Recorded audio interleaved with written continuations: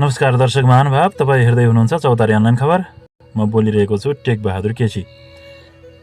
सल्यान जिल्लाको दार्मा गाउँपालिका 5 ढाकाराममा छु यति बेलामा।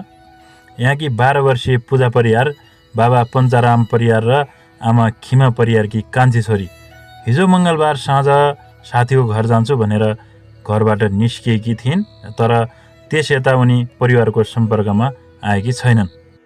कति बेलासम्म यो घरमा थिइन्? साँझको 7-8 बजीसम्म यही घरमा थिइन्।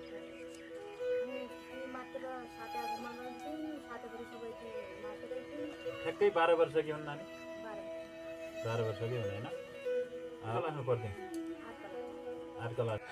एउटा 8 कक्षामा पढ्ने 12 वर्षकी नानी हराउँदा परिवार निकै चिन्तामा रहेको छ। परिवारले प्रहरीमा जानकारी गराइसकेको छ र खोजी कार्य जारी रहेको बताएको छ। एउटा 12 वर्षीय बालिका हराउँदा परिवारमा ठुलो चिन्ता छाएको छ।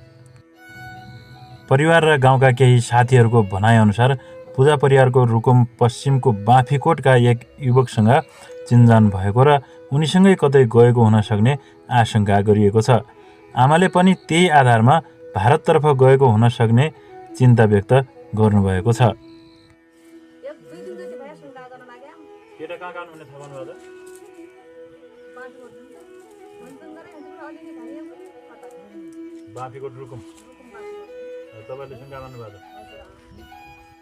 परिवारले शङ्का गरे पनि यस विषयमा भने आधिकारिक पुष्टि भने भइसकेको छैन।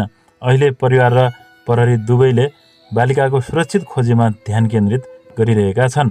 यदि कसैले पनि पूजाको अवस्थाबारे कुनै जानकारी पाउनु भएको छ भने नजिकको प्रहरी कार्यालय वा परिवारलाई खबर गरिदिनुहोला। र यो भिडियोलाई शक्य जति सेयर गरेर पूजा परियारको खोजी कार्यमा साथ दिन अनुरोध गर्दछौँ।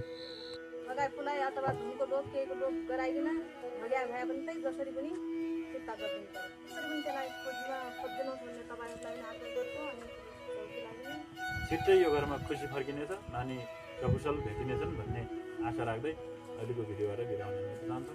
धन्यवाद, नमस्कार।